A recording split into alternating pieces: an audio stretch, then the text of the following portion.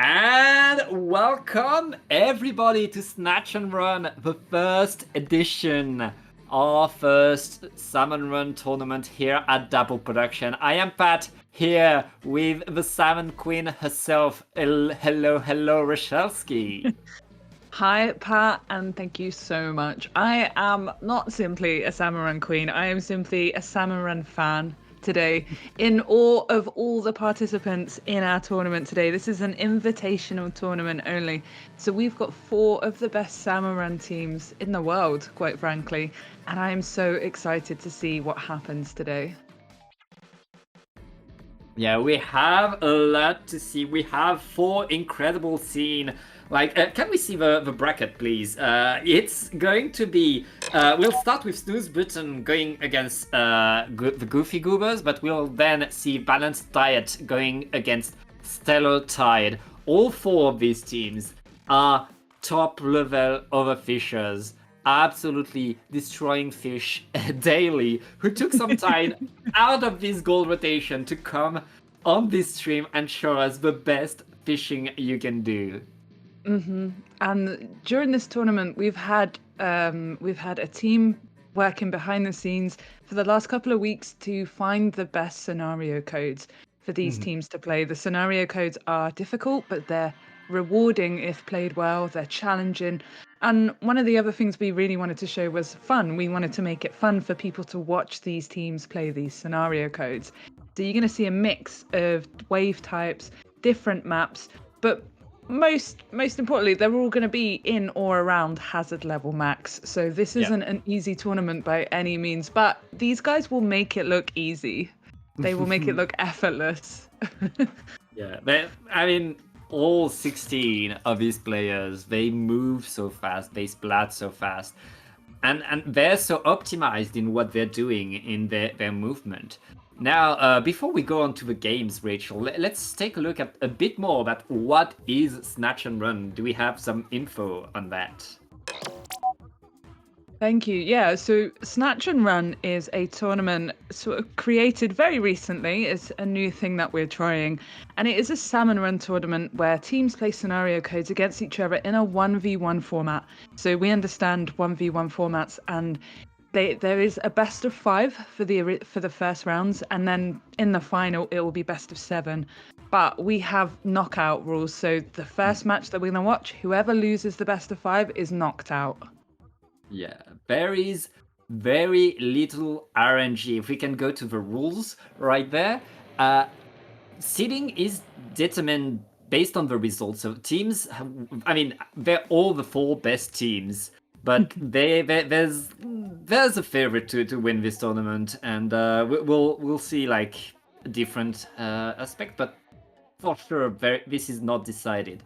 On each team, we'll have one player, we'll have one streaming player that will send us their perspective, which is, we don't have a spectator cam for Salmon Run yet, Nintendo, but we have this, and we'll be able to show things to you.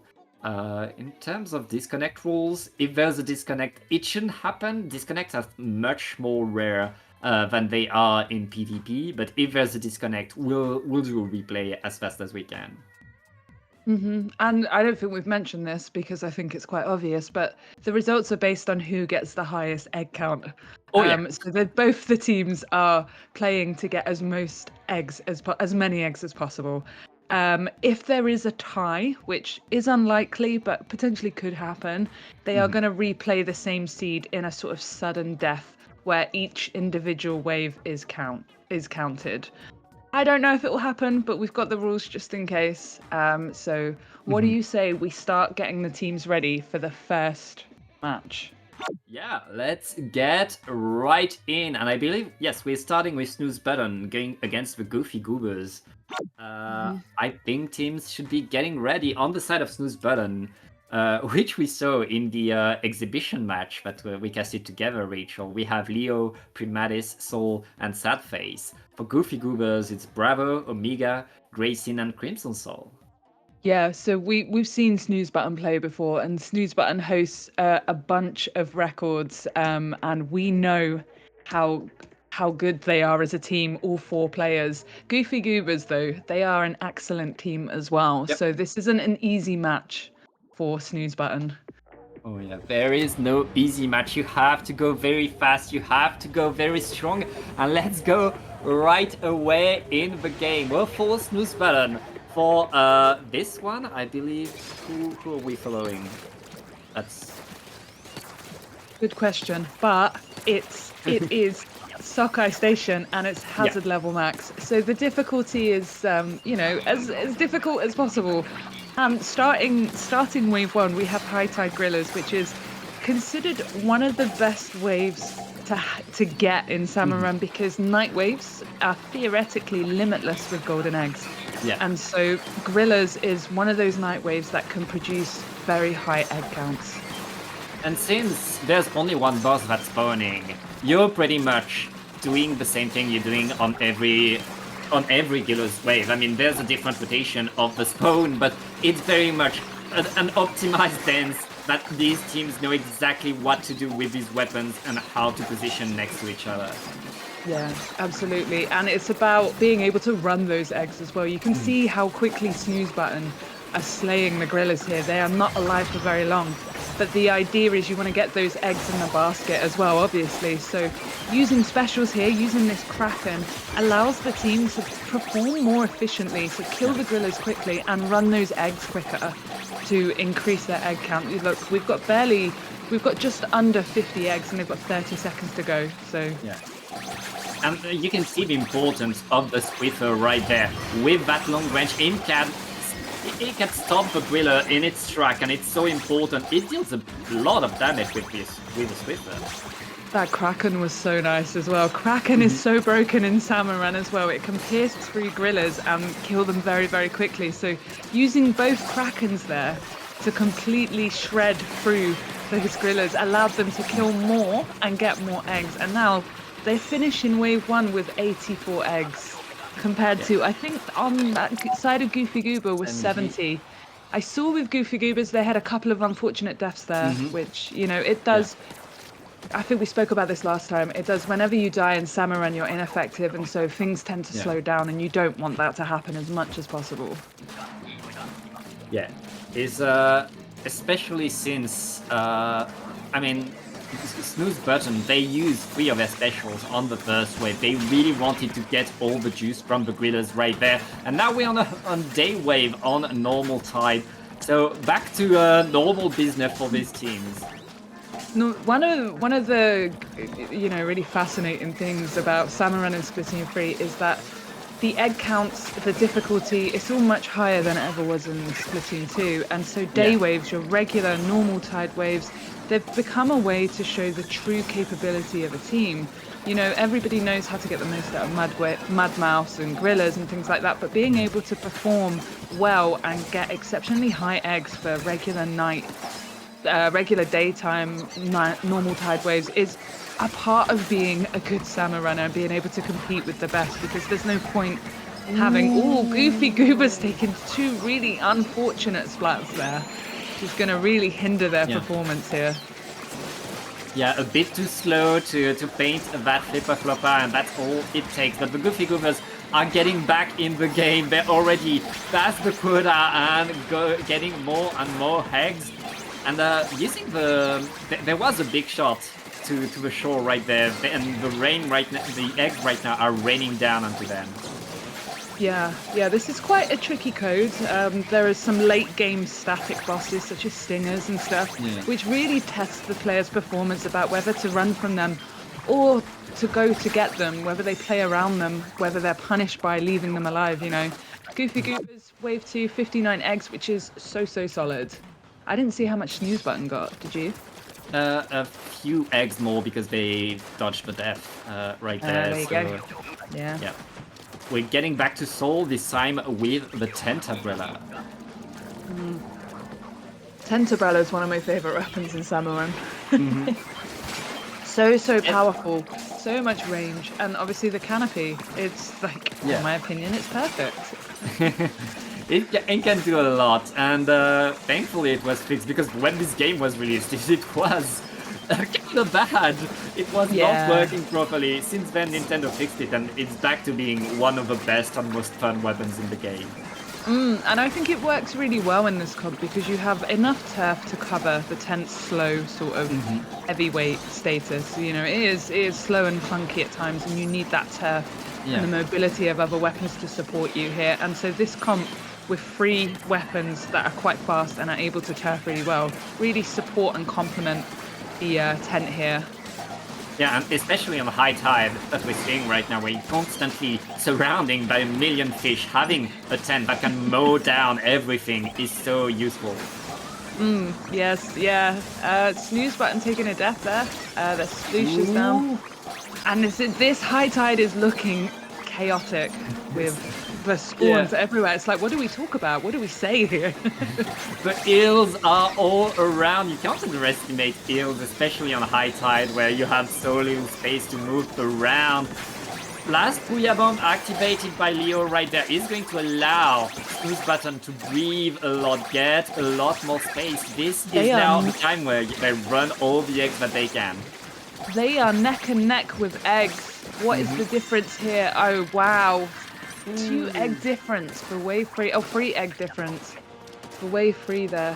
Goofy Goobers had a really solid wave 3 there. They look effortless the way they played their wave 3, but it is Snooze Button that will take game 1 there as their first 2 waves. They performed better. Yeah, let's have a look at the exact score these 2 teams have right after this. Yeah, we should see it now. So that's well, a lot of information to really talk about very quickly. It was a lot of eggs and a lot of power eggs. Yeah. So right. Oh, Okay. perfect. Snooze Button sending us their show right now, and yeah, we can see 84, 64, 71, and as you said, the Grillers, they were wave 1 where the least boss are supposed to spawn, but it was Grillers, so we had more eggs coming in. Well, the quicker you kill the grillers, the quicker you get more to spawn, right? So that's the goal. So you want to kill them as quickly as possible. Oh, and Goofy Goober started the game. Snooze Button should go in quickly. Yeah, need to message them, I guess. And okay, we are Goofy now on Goobers are a A. few seconds ahead. So. But we'll see. Maybe this works out interesting because they're not watching the stream. But yeah, you're right. We're on Marina's Bay here.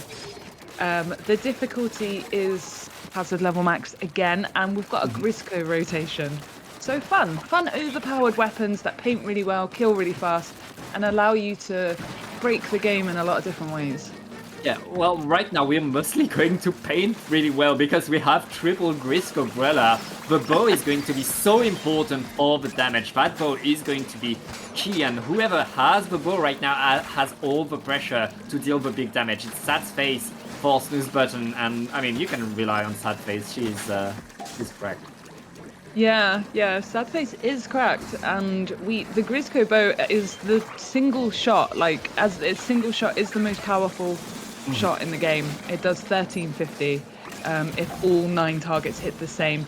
And for bosses such as big shots and flipper floppers, that's really important, especially when you've only got 3 Grisco Brellas, because as much as all the Grisco Brellas are powerful and broken in some metric, the Grisco Brella is really fast, and it's a good supportive weapon, but you don't really want more than one of them on a comp. Yeah, it's going to be a rough for Snooze Button and Goofy Goobers right there. There's a lot going around the basket. And these Brella, though, they're very useful in order to maintain paint advantage. Marina's Bay is such a tricky map to just do in general, just play in general, but to overfish as well. The layout of the map is not conducive to a good overfishing experience. Or, well, I say that's subjective. I mean, it's not as easy as other maps, should we say. Other maps, their basket is laid out a bit easier to go to, and luring is a bit easier, whereas Marina's Bay, you really do run the risk of over-luring, and if you over-lure, it's really difficult to come back from that. Goofy Goobers, I think, took wave 1 there. We were busy yapping, but I think they took wave 1 there. Ooh, and we get wave 2 on low tide for cannons. These cannons, I think, is my favorite cannons in the game. For all the hate I have for Bay, the top cannon of there, you're so comfy. You can shoot everything. I love it. Listen, it's quite funny that Marina's Bay is one of the worst maps in the game, but it has one of the best low tides in the game, in my opinion. And low tide is set out so well, and you can get some really good high scores on low tide. That is much easier than the normal tide, in my opinion. Especially, like you said, with the cannon position is so perfect to be able to shoot down fish sticks like we've just seen Snooze Button do there. So yeah, even with Grisco weapon, even without Grisco weapons, this cannon wave is really fun to play on Marina's Bay. Yeah, and right now, Snooze Button, they want to get all the eggs in. They want to make sure they're not missing a single one, that they keep more control. The ground is littered with eggs everywhere, and they're running as much as they can while the cannoneers are maintaining order. So one of the most important things about Grisco rotation is knowing where to be with the Grisco weapon that you've got. And the perspective that we have with Snooze Button, we've got the Grisco Slosher not in the cannon. And the reason that the Grisco Slosher is not in the cannon is because the Grisco Slosher bypasses every boss in the game. You don't have to wait for boss cycles. You can kill when you want and when is possible for you. So you do not want that weapon in a cannon. You want that weapon out, being able to pierce through armor and lead its shots through everything. Goofy Goobers came away with just under 80 eggs there, but I think Snooze Button take wave 3 here with 87 is so well played. We didn't talk about it, but Goofy Goobers took a death in wave 2. Their main cannon player was struck down by a stinger, I think, so they lost some time there. Yeah, you can't let these stingers get away. And right now we're getting wave 3. This time it's day on low tide, and as you said, this is a very good low tide where that's pretty much the opposite of normal tide on Bay, which rewards a lot of mobility, where you have several alleyways onto the basket which allow you to kite the fish as you lure them. Right now we see that exactly happening. The fish are simply going to the basket to die. Yeah, and like the Grisco Slosher, the Grisco Charger is so perfect on low tide on Marina's Bay because there is nothing blocking the Grisco Charger here. There is nothing in its way. There's no map and things like that. So you have got perfect vantage point for the whole entire map here. And you can see Snooze Button here with the Grisco Charger. They are able to take down bosses from such great lengths, which is just, Grisco Charger is probably, it depends on who you speak to, but it is definitely one of the best Grisco weapons due to its range, its fire rate, and its ability to pierce. You gain so much time with it. Yeah, it is very powerful, but it's also using a lot of ink. Every shot matters with this kind of weapon. With all the Grisco weapons, you really need to give weight to every decision you make. Right now, both teams are getting in there. The Goofy Goobers are nearing the end of the wave, getting to past the 45 and still counting. They're gonna get 50 before the end. Yep. That's 53 for wave 3, which is solid. It's nothing to be ashamed of. But then when you look at Snooze Button here, getting over 70, crazy. It's 76. We have a Kohozuna. Wait, are they going to throw or are they going to play? We wasn't expecting a king battle. All right, we're going to see how quickly both teams can defeat the Kohozuna. Yeah, I want to take bets. So. I think Snooze Button are going to do it in 40 seconds. Oh, they're going to throw it. Oh, they're going to throw it. Show us the Goofy Goobers. Show us the Goofy Goobers. Yeah, Goofy Goobers are fighting right now. We're 70 and we're already halfway through the health of the Kohozuna. And it's still going. Here comes all the specials in the world. Everybody's just firing at the fish. Yes. Oh, there we go. It's GG's. So Snooze Button, am I correct? They got 211. So they take game 2 there. Yes, 211. And I think for Goofy Goobers, they got 175, if I can see correctly. So yeah, game 2 to Snooze Button, who had a bit of a shaky start with wave 1, but pulled it back from wave 2 and wave 3. Yeah. It's that wave 1 was rough. It was rough to watch, and honestly, it's not a common comp and an easy comp to adapt to. And I guess we saw really a difficulty. Both of these teams had deaths throughout this shift. That was really a rough one. I mean, HLM on Bay is always tough. Marina's Bay is just such a horrible map in many different ways, but to overfish on it is very, very tricky. But it also shows it's a test of skill for players as well. Like, we're seeing some of the best players in the world play this game, and we want it to be difficult. We don't want it to be too easy, and that was a difficult game there for both teams. Even if one team got over 200, it was still difficult for them. Yeah. Now we're gonna get ready for the next game. Teams are getting in there right away. What is our next map now? It's going to be Bone Rattle. Bone Rattle is an interesting map. I think we spoke about this last time we streamed this. Bone Rattle is the newest map in Splatoon 3. It's the last map that added, and it differentiates itself from all the other maps by having this elevated platform around basket that you have to climb. And so like it's the same with Marina's Bay in a sense. Like, there isn't a conventional way to lure because you've got these grates on both sides.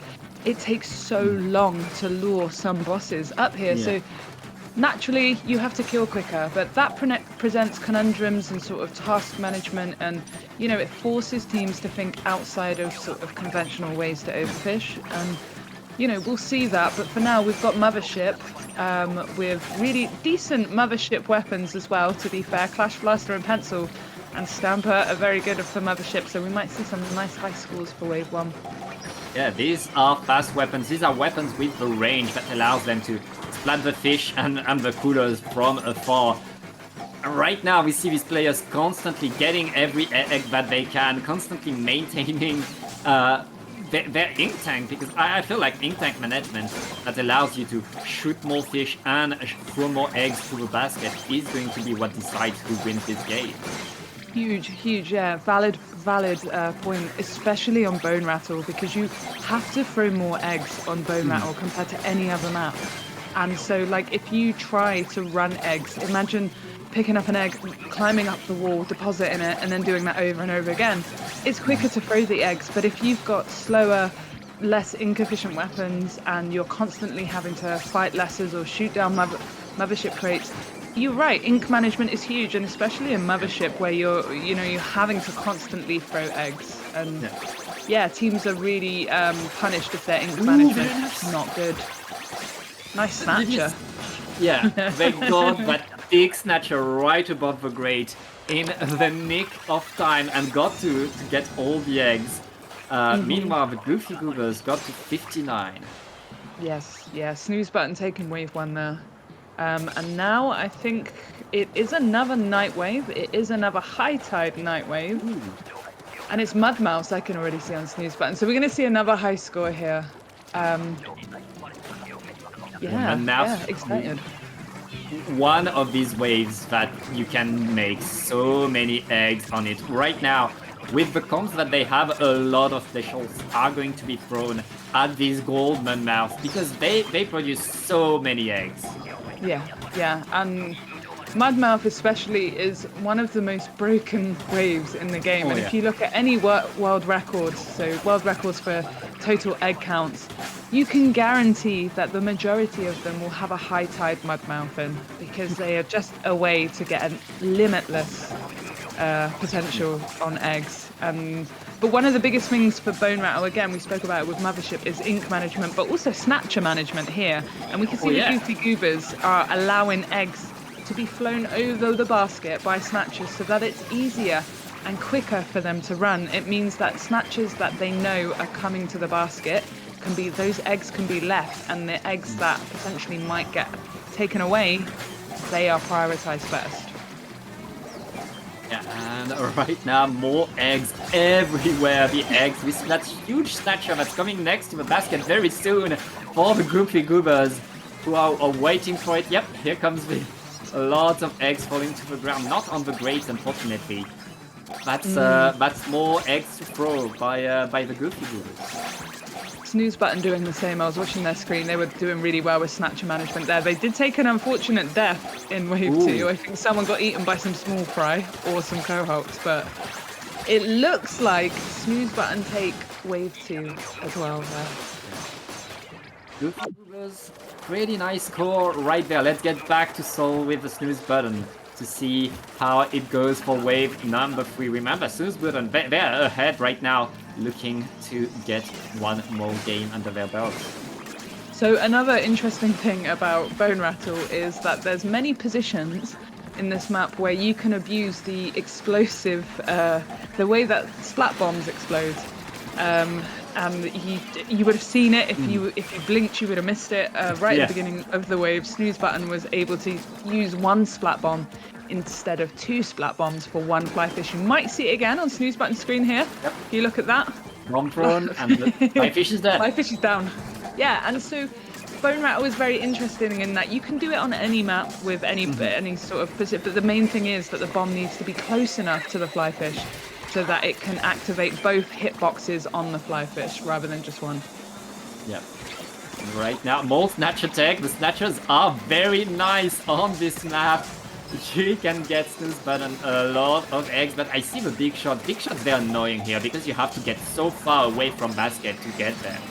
So I want to quickly talk about this. This is really interesting. So one of the things about Salmon Run at a high level is that if you kill bosses quickly, it can sometimes change the outcome of bosses that will spawn, even on the set. Same scenario code.